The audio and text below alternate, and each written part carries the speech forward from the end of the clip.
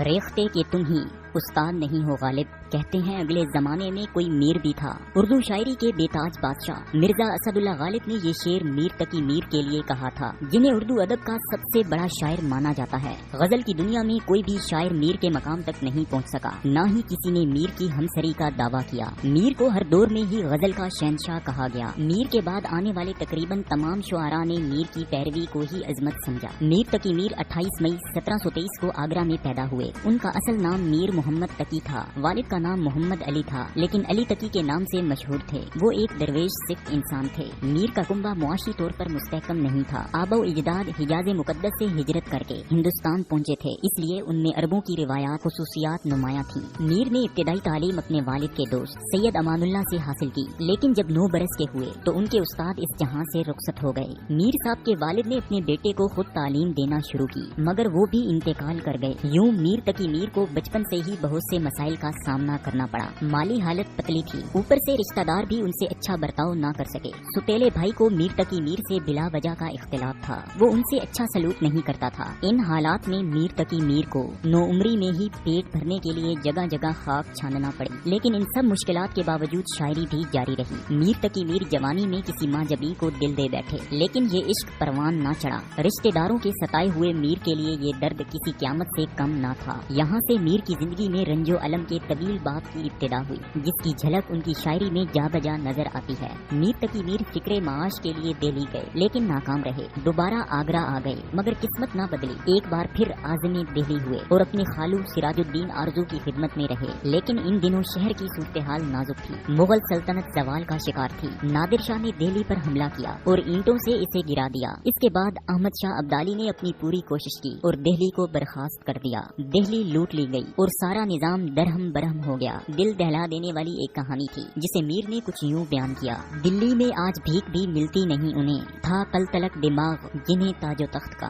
دہلی کے حالات سے دوچار میر نے لکھنؤ جانے کا ارادہ کیا۔ لکھنؤ پہنچے تو ایک سرائے میں قیام کیا، جہاں اسی شب ایک مشاعرے کا اہتمام کیا گیا تھا۔ میر صاحب رہ نہ سکے، فوراً ایک غزل لکھی اور محفل میں شامل ہو گئے۔ لکھنؤ شہر کے نوجوان ان کی طرف دیکھ کر ہنس پڑے۔ میر صاحب جو پہلے ہی سماج کے ستائے ہوئے تھے، دل شکستہ ہو کر ایک جانب بیٹھ گئے۔ جب ان کی باری آئی تو شمع سامنے آنے پر پھر سب کی نظر پڑی۔ کسی نے پوچھا حضور کا وطن کہاں ہے؟ میر صاحب نے فی البدی یہ کتا کہا: کیا بود و باش پوچھو ہو پورب کے ساکنوں، ہم کو غریب جان کے ہنس ہنس کے پکار کے۔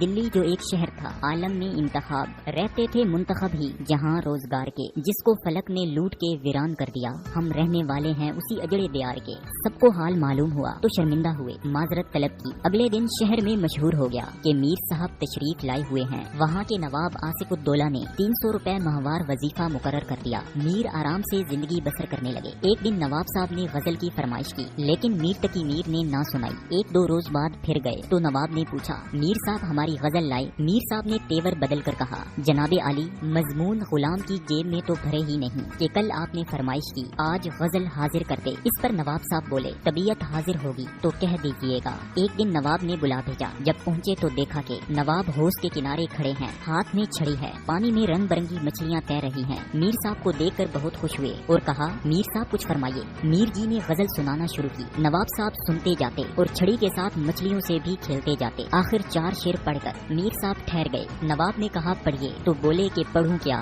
آپ مچھلیوں سے کھیلتے ہیں، متوجہ ہوں تو پڑھوں۔ نواب نے کہا: جو شعر ہوگا خود ہی متوجہ کر لے گا۔ میر صاحب کو یہ بات زیادہ ناگوار گزری، غزل جیب میں ڈال کر گھر کو چلے آئے اور پھر جانا چھوڑ دیا۔ چند روز بعد بازار میں نواب سے آمنا سامنا ہو گیا۔ نواب صاحب نے دیکھتے ہی کہا: میر صاحب آپ نے تو بالکل ہی ہمیں چھوڑ دیا، کبھی تشریف بھی نہیں لاتے۔ میر صاحب نے کہا: بازار میں باتیں کرنا آداب شرفا نہیں، یہ کیا گفتگو کا موقع ہے۔ میر تقی میر نے دربار چھوڑ دیا تھا، لیکن لکھنے کا کام رکا نہیں تھا۔ میر تقی میر نے اردو ادب اور اردو زبان کو جو عروج دیا، شاید ہی کسی شاعر نے یہ کام کیا ہو۔ ان کی زندگی کا سب سے بڑا اور اہم اثاثہ ان کی شاعری ہے۔ انہوں نے اردو کے 6 دیوان مرتب کیے، جس میں غزل کے ساتھ ساتھ مثنوی कहानियाँ, रबाइयाँ और कसाइद भी शामिल हैं। मीर ने उर्दू के अलावा फारसी में भी शायरी की और अपनी शायरी को दर्दो गम का मजमुआ कहते हैं। उन्होंने जिंदगी में जो हादसात और वाकयात बर्दाश्त किए, अगर वो ना होते तो मीर गम से मगलूब ना होते। उन्हें अपने और अपने प्यारों से नजरअंदाज किया जाता, वो घर घर जाकर ठोकरें ना खाते, उनकी ख्वाहिशात का खून ना होता तो वो मीर तकी से मीर तकी मीर ना बनते। मीर की शायरी में आपको तंज भी नजर आएगा। उनके शायराना अंदाज की मौसीकियत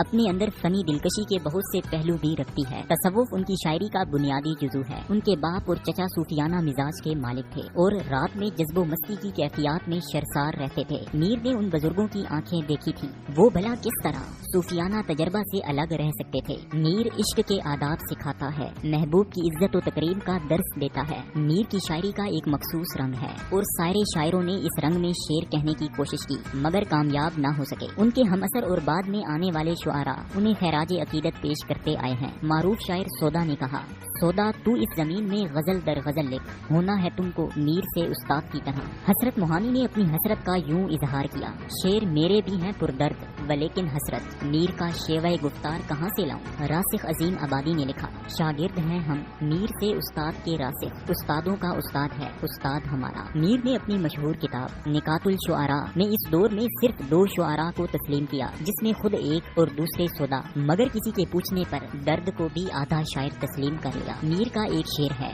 सारे आलम पे हूँ मैं छाया हुआ, मुस्तनद है मेरा फरमाया हुआ। नाजरीन, मीर तकी मीर के जीवन के आखिरी 3 सालों में जवान बेटी और बीवी के इंतकाल ने उनके सदमात में और इजाफा कर दिया। सारी जिंदगी रंजो अलम से गुजारने वाले मीर साहब इन्हीं दुखों का बोझ उठाए। 87 साल की उम्र में लखनऊ की आगोश में हमेशा के लिए सो गए, लेकिन आज भी दुनिया के नामी गरामी शायर उन्हें अपना उस्ताद मानते हैं।